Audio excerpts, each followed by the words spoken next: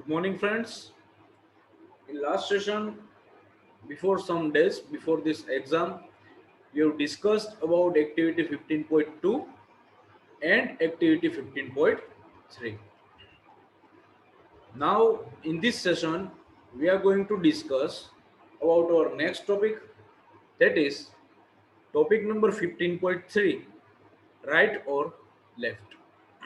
In this session, we will discuss that what are the basic difference between you and your image in the mirror. So when you see your image in a plain mirror, is it exactly like you? So you can say that yes, almost in the same size. Okay, same size will be there of you and your image. But some changes are there between you and your image. So what are the differences? What are the changes? Let's discuss it. Have you ever noticed that there is one interesting difference between you and your image in a mirror? Let us find out. To understand this concept, we are given this activity 15.4, which is quite relatable to our topic. Stand in front of a mirror, in a plain mirror, and look at your image. Raise your left hand. Which hand does your image rise?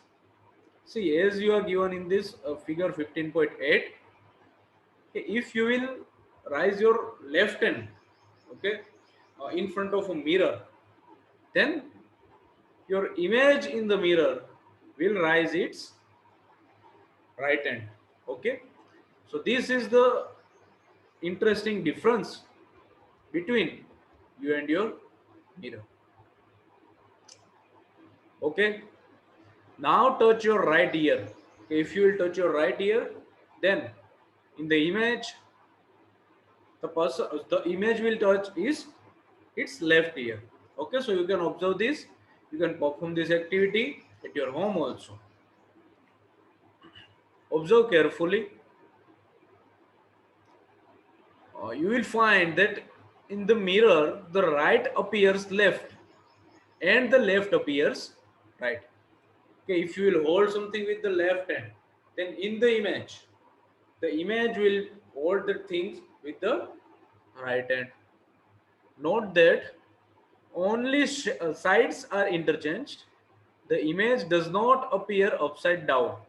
Okay, here observe that only the sides of the mirror, sorry, sides of the you and your image is being interchanged, but not about the upside down. It simply means that your upper portion will not seems downside and down portion will not seems at upper side. Okay, so this is the difference, that only sides are getting interchanged. Now write down your name on a piece of paper and hold it in front of a plane.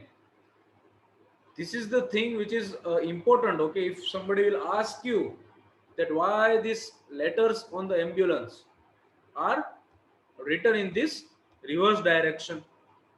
So actually it is not in reverse direction, but it is the image. So what's the reason to write an image, okay, or draw an image here?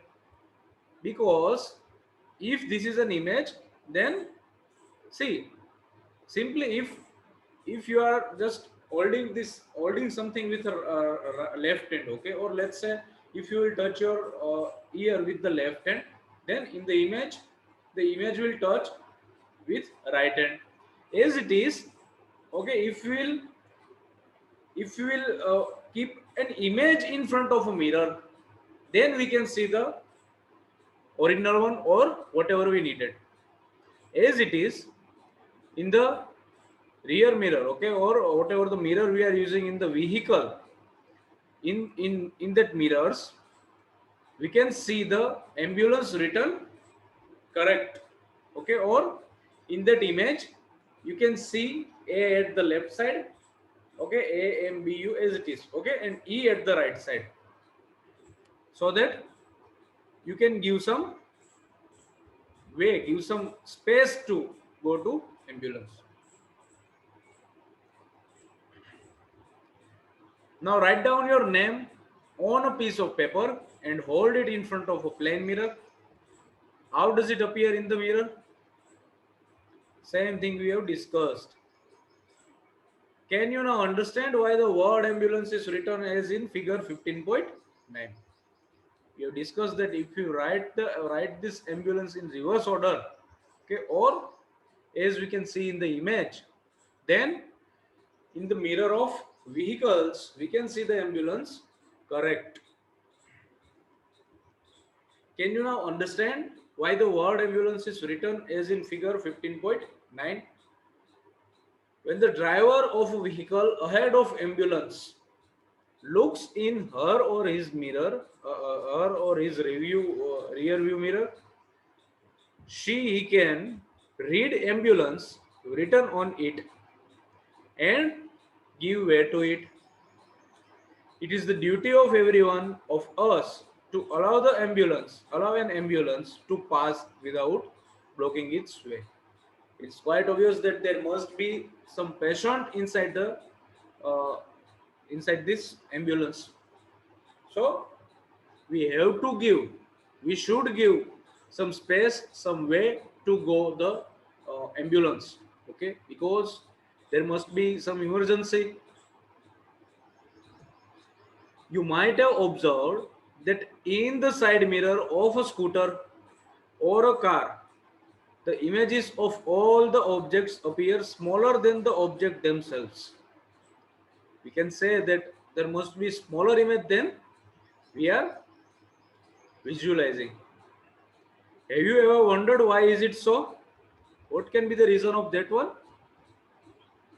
We will discuss that in the next lecture, in the next topic 15.4. I hope you are clear with this topic 15.3 because this is very important for our routine life also. That's it for today.